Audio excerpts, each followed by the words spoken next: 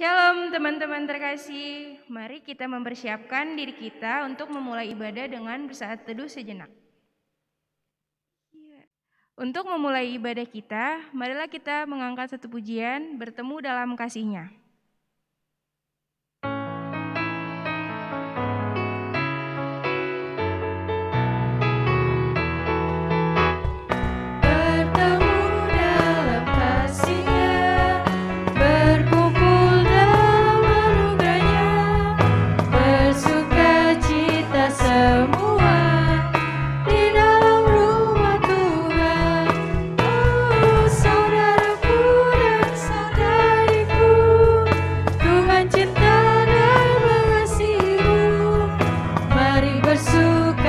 Kita semua di dalam rumah Tuhan. Oh, saudaraku dan saudariku, Tuhan cinta dan mengasihimu. Mari bersuka cita semua di dalam rumah Tuhan.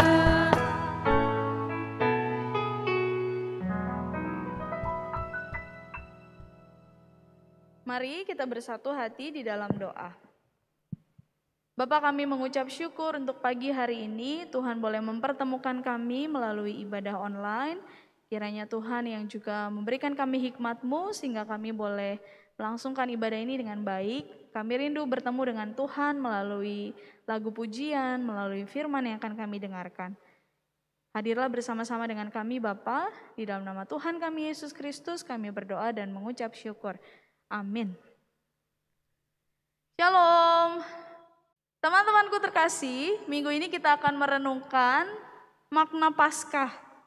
Meskipun sudah beberapa minggu lalu, tetapi di ibadah pemuda kita akan kembali menghayati Kristus yang mati, Kristus yang bangkit buat setiap kita. Maka sebagai anak muda, mari kita bersyukur untuk cinta kasih Tuhan yang besar. Kita bersama mengangkat pujian, terima kasih ya Tuhanku.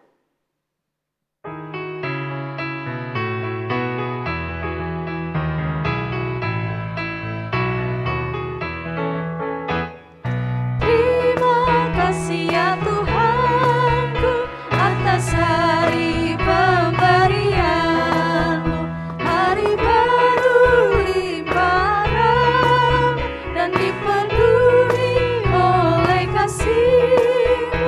Kau curahkan pada umat-Mu, Kau curahkan pada umat-Mu.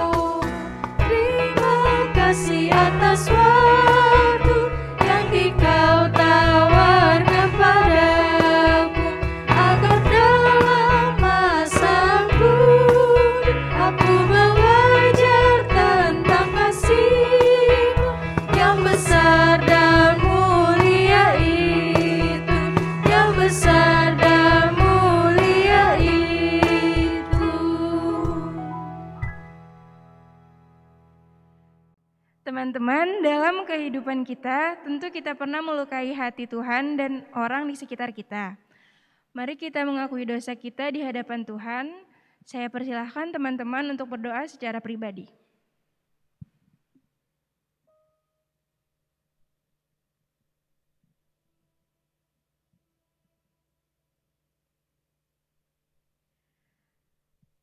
Allah Bapa yang bertata di dalam surga, kami telah mengakui segala dosa dan kesalahan kita, Tuhan.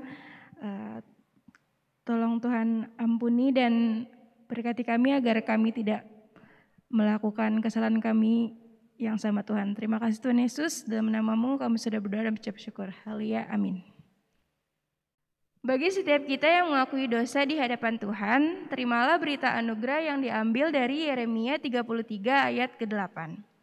Aku akan mentahirkan mereka dari segala kesalahan yang mereka lakukan dengan berdosa terhadap aku, dan aku akan mengampuni segala kesalahan yang mereka lakukan dengan berdosa dan dengan memberontak terhadap aku. Marilah kita mengucapkan salam damai kepada orang yang ada di sekitar kita dan keluarga kita.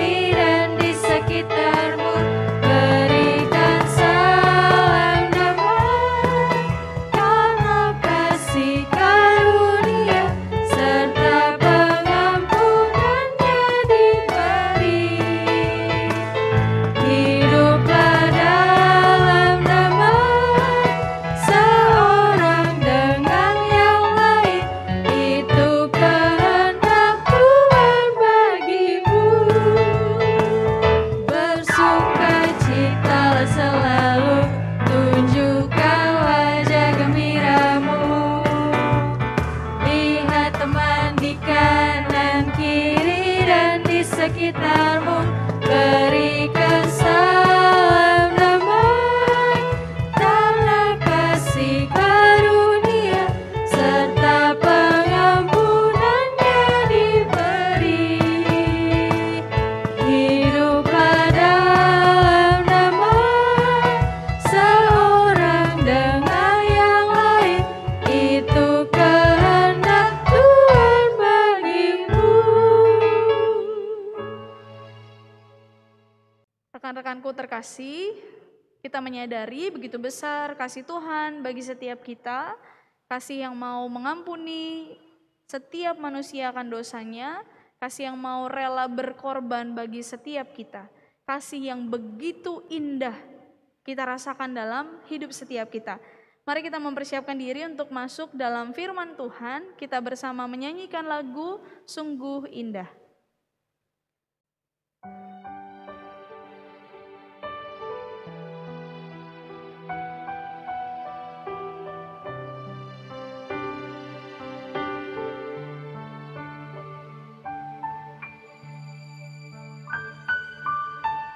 Kemanakah aku dapat pergi, menjauhi rohmu yang suci, kau sahabat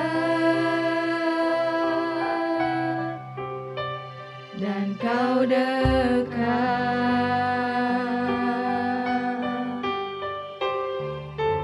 Bahkan seluruh pengabdianku tak bisa membalas kesetiaanmu, sungguh mulia dan berharga. Sungguh besar pengorbananmu bagiku, terlalu dalam untuk dimengerti. Sungguh besar, sungguh indah yang kau pikirkan tentangku, tak terselami bagiku. Sungguh indah, sungguh besar pengorbananmu bagiku, terlalu dalam untuk dimengerti. Sungguh besar, sungguh indah yang kau pikirkan tentangku, tak terselami bagiku. Sungguh indah.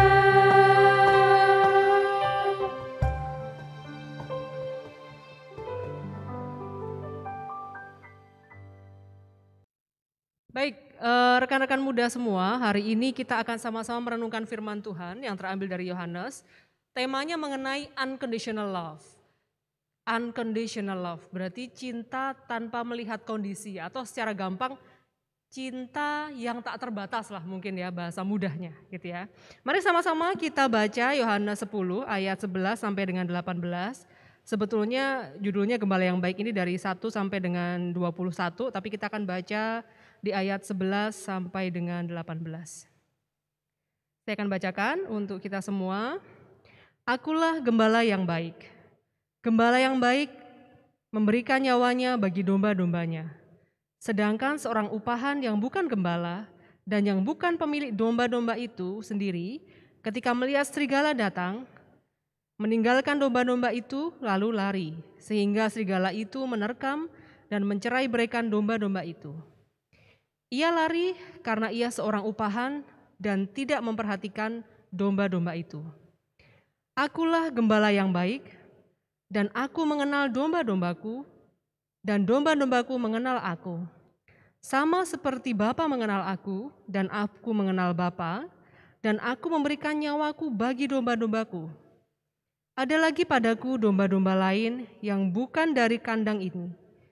Domba-domba itu harus kutuntun juga, dan mereka akan mendengarkan suaraku, dan mereka akan menjadi satu kawanan dengan satu gembala. Bapa mengasihi aku, oleh karena aku memberikan nyawaku untuk menerimanya kembali. Tidak seorang pun mengambilnya daripadaku, melainkan aku memberikannya menurut kehendakku sendiri. Aku berkuasa memberikannya dan berkuasa mengambilnya kembali. Inilah tugas yang kuterima dari Bapakku. Ya, kalau kita bicara unconditional love, mungkin nanti teman-teman muda akan mengkorelasikan dengan kata-kata yang sekarang lagi tren gitu ya, bucin, budak cinta. Nah, apakah sama apa enggak gitu ya sebenarnya unconditional love ini ya. Ya, sebelum kita masuk ke perenungan lebih dalam, saya mau ajak teman-teman semuanya membayangkan gitu ya. Misalnya teman-teman punya waktu katakanlah 10 menit gitu ya. Dalam waktu 10 menit ini ternyata ini adalah waktu terakhir teman-teman sebelum teman-teman mati atau meninggal dunia ya. Kira-kira kalau teman-teman semua punya waktu 10 menit, apa sih yang akan dilakukan dalam waktu 10 menit? Ya, coba kita bayangkan dalam waktu 10 menit. Kira-kira apa sih yang akan kita lakukan kalau kita tersisa waktu hidup kita itu 10 menit gitu ya. Nah ini ada countdown di belakang gitu ya, di layar gitu ya. Kira-kira kalau 10 menit lagi saya mati, apa yang akan saya lakukan? Coba sejenak dipikirkan teman-teman. Nah, saya nggak perlu tunggu sampai 10 menit ya, nanti terlalu lama ya. Tapi mungkin sekarang kita nggak bisa berinteraksi langsung dan saya tidak tahu jawaban dari teman-teman semua. Tapi saya pernah cobakan ini gitu ya, dalam waktu 10 menit kira-kira apa yang akan dilakukan? Rata-rata mereka menjawabnya adalah saya akan kontak ABC, saya akan pamit ke orang tua, saya akan datang ke teman-teman, saya akan bilang thank you atau saya akan bilang minta maaf, saya akan bilang saya mengasihi dan lain-lain. Tapi intinya jarang yang menjawab gini, dalam waktu 10 menit saya kayaknya mau makan fast food atau saya mau makan pizza atau saya mau pergi kemana gitu ya. Rata-rata dalam waktu 10 menit jawaban mereka adalah saya mau ketemu, saya mau berinteraksi dengan orang yang saya kasihi. Nah, di sini sebenarnya teman-teman kita belajar bahwa ternyata sebetulnya ya dan pada akhirnya kebutuhan dasar utama kita itu adalah relasi kita dengan orang-orang terkasih atau relasi kasih kita.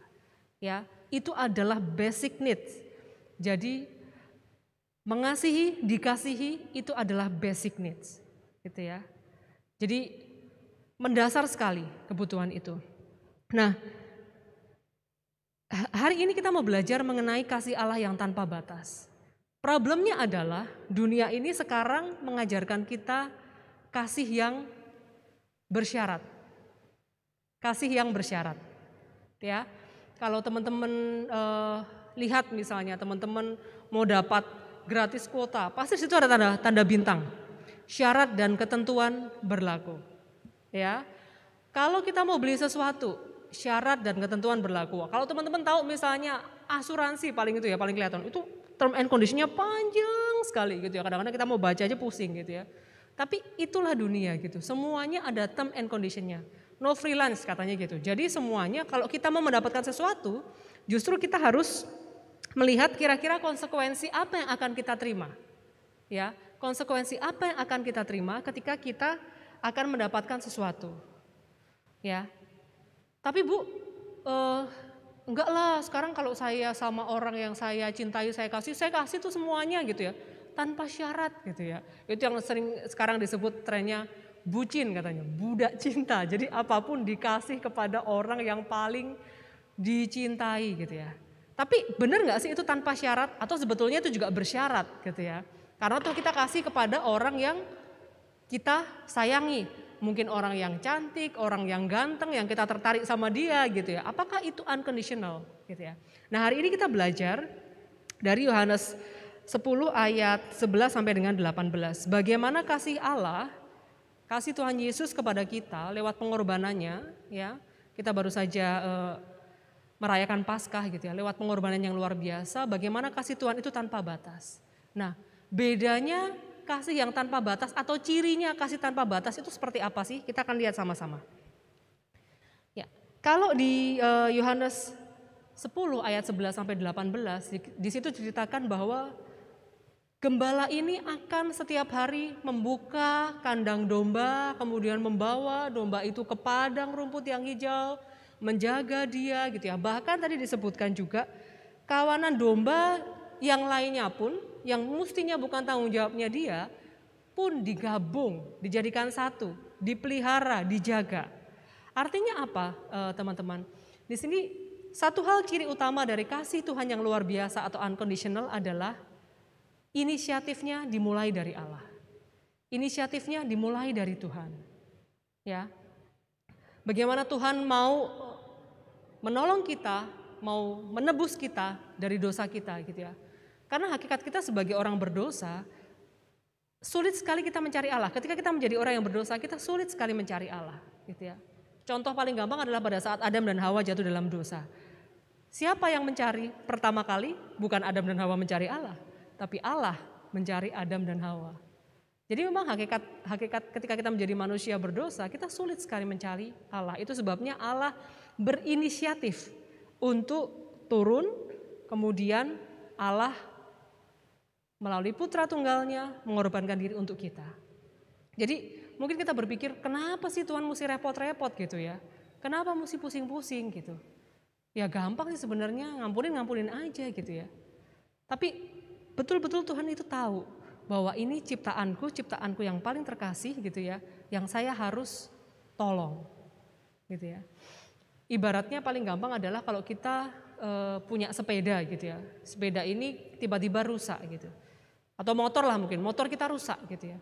Kita lebih nyaman dikasih buku petunjuk untuk baca memperbaiki sendiri, atau yang bikin motor ya, orang dari pabrik motornya datang sendiri dan langsung membantu kita memperbaiki.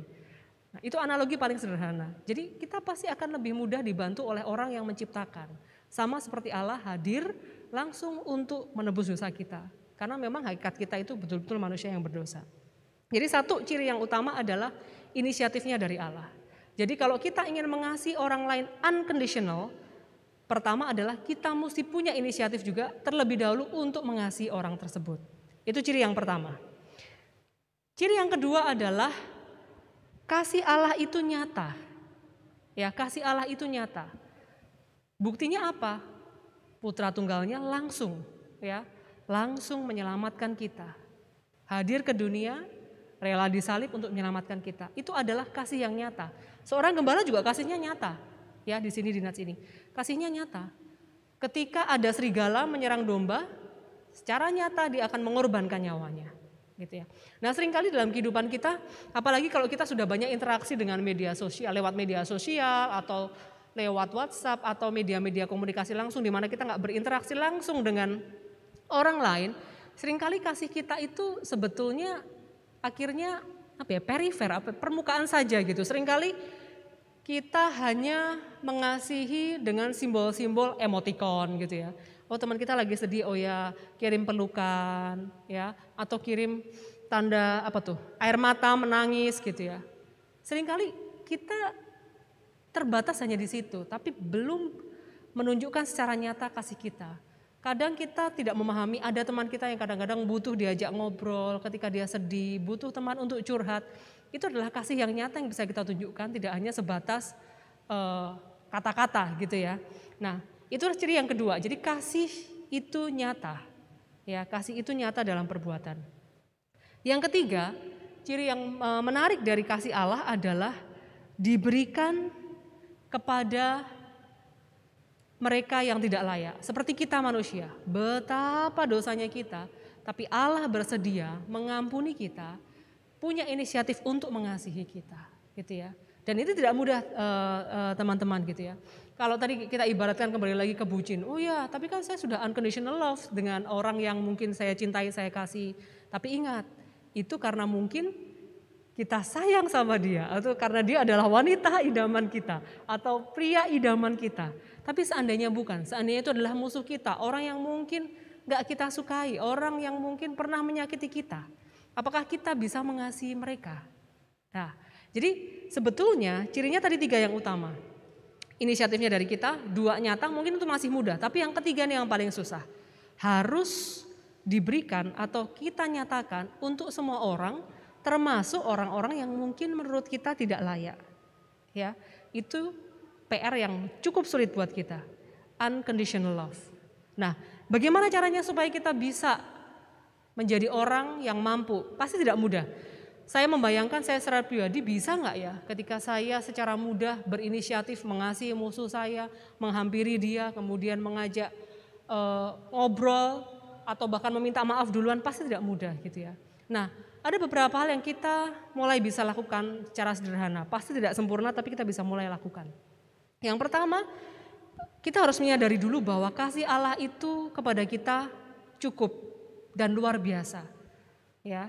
Lewat banyak hal lah, lewat orang tua kita, lewat banyak hal, orang-orang yang di sekitar kita yang mengasihi kita, itu adalah wujud kasih Allah.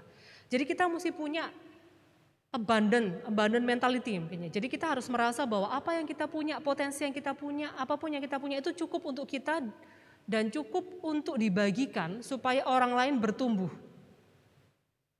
Ya lawannya scarcity mentality gitu ya. Jadi ada orang juga yang merasa bahwa wah jangan-jangan nanti saya kurang, nanti saya kalah, nanti saya nggak cukup. Ya kadang-kadang mental set kita juga seperti itu gitu. Nah, bagaimana kita bisa mengasihi orang lain ketika mental set kita adalah mental set yang selalu merasa kurang? Jadi yang pertama harus kita lakukan adalah kita harus merasa bahwa kita ini cukup dikasihi Allah dengan luar biasa, cukup dikasihi orang tua kita, orang-orang di sekitar kita. Sehingga kita bisa menyalurkan kasih kita juga kepada orang lain. Jadi kita harus punya mental kelimpah ruahan gitu ya. Ucapan syukur, mental limpah ruah gitu ya. Kemudian yang kedua adalah, paling sederhana adalah kita bangun kepekaan. Saat ini dengan proses interaksi kita yang online, kita banyak bermain dengan gadget gitu ya. Seringkali membuat kepekaan kita itu menjadi turun gitu ya. Kita tidak terbiasa melihat emosi orang, ekspresi orang gitu ya. Tidak sungguh-sungguh bisa merasakan secara langsung apa yang dirasakan orang. Jadi kepekaan itu perlu gitu. Jadi kita perlu melihat kiri dan kanan kita, apakah ada orang yang sebetulnya membutuhkan, apakah kita bisa berbagi dengan orang-orang di sekitar kita gitu. Tapi seringkali kan kadang-kadang kita fokus dengan apa yang sekarang ini fokus dengan apa yang ada di gadget kita, apa yang kita punya gitu ya. Apalagi kondisi sedang nggak bagus seperti ini gitu ya. Mungkin kita berpikir bahwa yang penting kita terpenuhi dulu semuanya buat kita dulu, baru nanti dibagi orang lain. Nah ini yang susah gitu. Jadi kepekaan itu perlu dibangun. Saya ada satu video dari YouTube yang mungkin sedikit menggambarkan perilaku kita, di mana seringkali kita tidak menjadi peka dalam situasi yang sederhana. Ya, teman-teman mungkin sebagian sudah melihat di YouTube gitu ya. Tapi saya akan memutar ulang buat teman-teman. Kalau yang belum melihat mungkin bisa dilihat baik-baik, singkat sekali ya filmnya.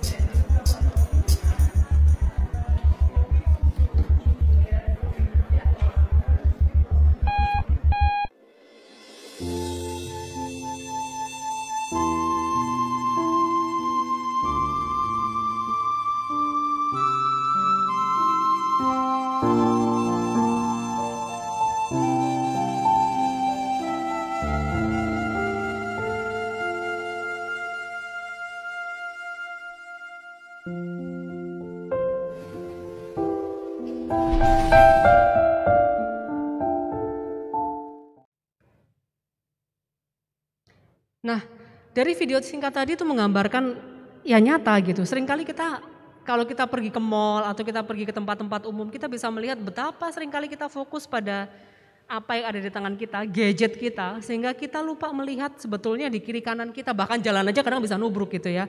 Jadi bahkan kita lupa melihat bahwa ada orang lain yang mungkin perlu kita sapa, ada orang lain yang perlu kita bantu gitu ya.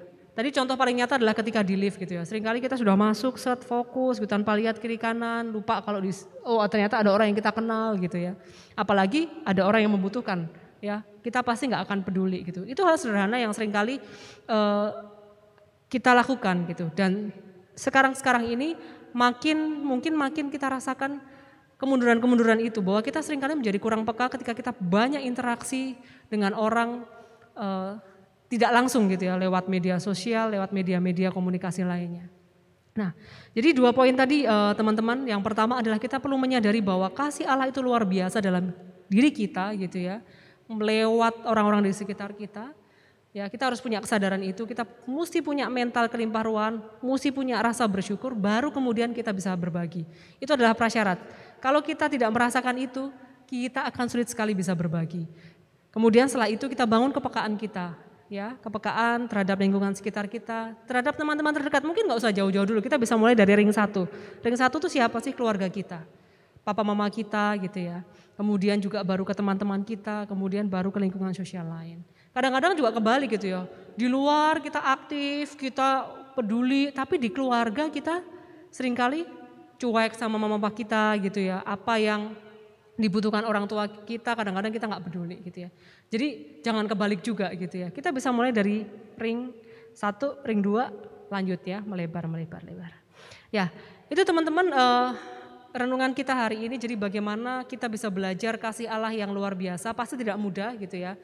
1, inisiatifnya mesti dari kita. 2, bentuknya nyata gitu ya. Yang ketiga adalah diberikan tidak hanya pada orang yang kita sayangi atau orang yang kita mau saja, tapi kita berikan kepada orang-orang yang mungkin menurut kita tidak layak dikasihi. Caranya bagaimana? Kita mesti punya kemauan untuk mengucap syukur ya, merasakan kelimpahan dari Tuhan yang luar biasa, dan kita bangun kepekaan. Kemudian kita berperilaku nyata mengasihi orang-orang di sekitar kita. Semoga Tuhan menolong dan memampukan kita untuk kita bisa menerapkan kasih yang tanpa batas kepada orang-orang di sekitar kita. Amin. Kita tutup dalam doa. Mari kita berdoa. Terima kasih Tuhan untuk firman yang sudah Tuhan berikan kepada kami hari ini. Kami belajar bagaimana kami mampu mengasihi orang-orang di sekitar kami tanpa batas. Seringkali Tuhan kami mengasihi orang lain ketika orang lain juga mengasihi kami. Kami tidak berani mengawali dan juga kami tidak berani berbuat nyata. Apalagi kami seringkali memilih hanya orang-orang yang kami sukai saja. Untuk itu Tuhan mampukan kami untuk kami belajar mengasihi orang lain sama seperti Tuhan sudah mengasihi kami secara luar biasa. Mampukan kami dalam masa muda kami Tuhan untuk kami boleh menjadi berkat mulai dari keluarga kami, teman-teman kami, dan lebih luas lagi Tuhan. Supaya nama Tuhan dimuliakan lewat kehidupan masa muda kami. Terima kasih Allahku untuk firman-Mu hari ini. Amin. Bersama-sama dengan umat Allah di masa lalu, masa kini, dan masa yang akan datang, kita akan mengikrarkan janji baptisan kita yang seturut dengan pengakuan iman rasuli yang berbunyi demikian. Aku percaya kepada Allah, Bapa yang Maha Kuasa, Halik langit dan bumi, dan kepada Yesus Kristus, anaknya yang tunggal Tuhan kita, yang dikandung daripada Roh Kudus, lahir dari anak darah Maria, yang menderita sengsara di bawah pemerintahan Pontius Pilatus, disalibkan, mati dan dikuburkan, turun ke dalam kerajaan maut.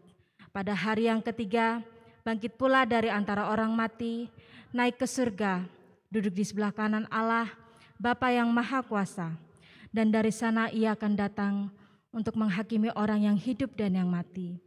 Aku percaya kepada Roh Kudus, gereja yang kudus dan am, persekutuan orang kudus, pengampunan dosa, kebangkitan orang mati dan hidup yang kekal. Amin. Ya teman-teman, mari kita bersatu hati dalam doa syafaat. Mari kita berdoa. Ya Allahku, kami mengucap syukur untuk setiap berkat yang kami rasakan saat ini Tuhan. Tidak lupa hari ini kami juga mengingat akan saudara-saudara kami Tuhan yang sedang mengalami kesusahan di Nusa Tenggara Timur karena bencana yang mereka alami Tuhan. Kiranya Tuhan tolong, Tuhan mampukan supaya mereka mampu bertahan, dan juga Tuhan gerakkan kami Tuhan untuk kami bersedia membantu secara nyata untuk memenuhi kebutuhan mereka Tuhan. Kiranya Engkau juga berkati setiap aparat pemerintah, tenaga medis yang bertugas di sana Tuhan. Engkau berikan kekuatan supaya betul-betul secara optimal boleh membantu mereka. Kami juga berdoa untuk kondisi Indonesia saat ini Tuhan, di tengah pandemi COVID yang masih berlangsung. Kiranya Engkau tolong kami Tuhan sebagai warga negara Indonesia untuk sungguh-sungguh mengikuti protokol, untuk sungguh-sungguh mengikuti aturan yang ada Tuhan, supaya pandemi ini boleh kami atasi bersama-sama. Kami juga berdoa untuk pemerintah mulai dari pusat sampai dengan daerah, supaya mereka bersatu hati, bersatu pikiran untuk menyelesaikan masalah ini. Kami juga berdoa untuk tenaga medis Tuhan yang begitu luar biasa sudah bekerja, untuk para dokter, untuk suster perawat semuanya Tuhan yang begitu luar biasa mendedikasikan waktu dan tenaga mereka, berkorban nyawa untuk menolong para penderita COVID Tuhan. Kiranya Engkau berikan kekuatan, kesehatan, juga Engkau berkati keluarga mereka, berikan kesabaran dan berikan kekuatan agar boleh mendukung para tenaga medis ini menjalankan tugas dan tanggung jawabnya. Kami juga berdoa untuk pemuda-pemudi GKI Kranggan Tuhan, dimanapun mereka berada, kiranya Engkau senantiasa berkati mereka, dan kiranya Engkau berkati jika mereka memiliki pergumulan masing-masing Tuhan. Buat mereka yang mungkin sedang mencari pekerjaan, kiranya Engkau berkati, berikan usaha maksimal dalam diri mereka supaya mereka bersungguh-sungguh mencari dan mengupayakan, dan Engkau kiranya berkenan buka jalan untuk memberikan tempat terbaik, pekerjaan terbaik untuk mereka.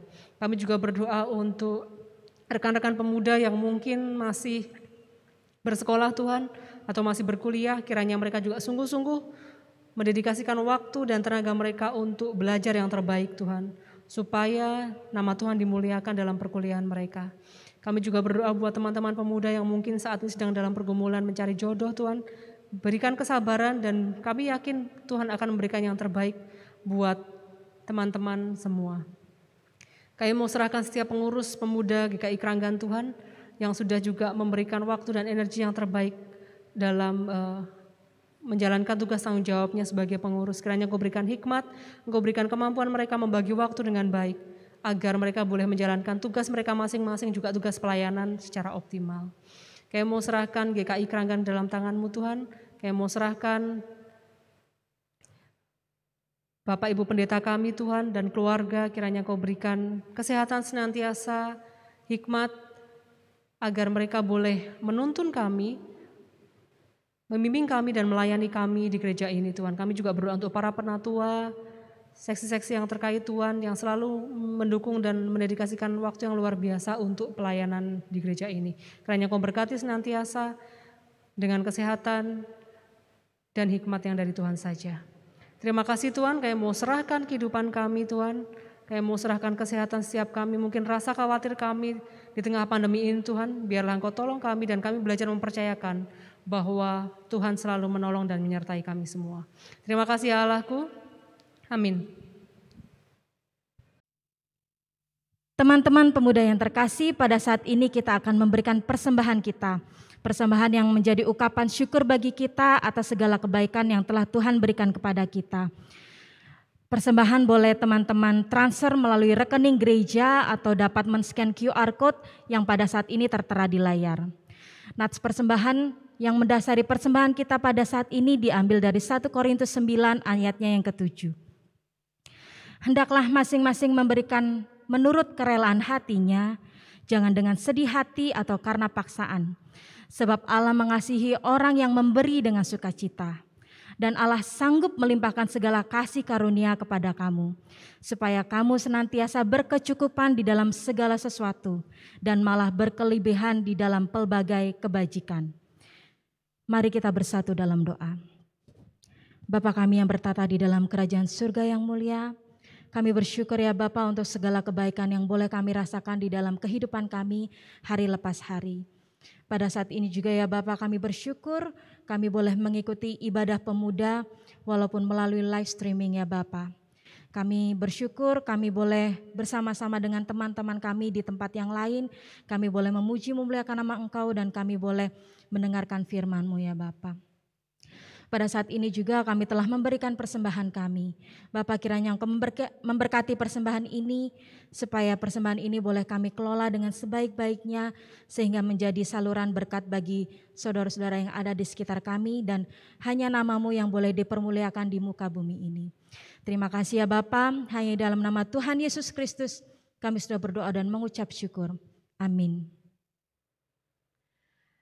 Teman-teman, ibadah virtual kita akan berakhir, tetapi ibadah aksi kita akan tetap berlanjut dalam kehidupan.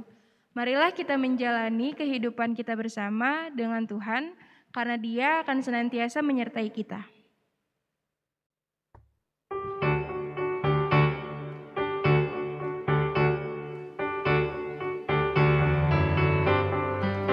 Bersama Yesus lakukan perkara besar, bersama Yesus tidak ada yang suka, bersama Yesus ada jalan keluar untuk masalahku, untuk masalahmu, untuk masalah kita semua. Yesus anak domba Allah, juru selamat umat manusia. Yesus tabib yang ajaib, Dia menyembuhkan, Dia membenarkan, Dia menguduskan, Dia Raja segala raja.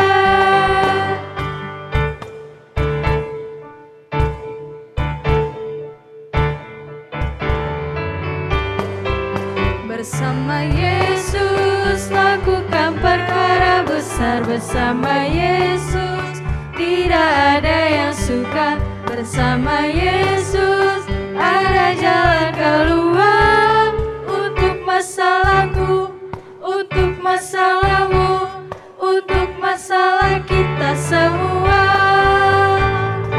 Yesus anak domba Allah, juru selamat umat manusia.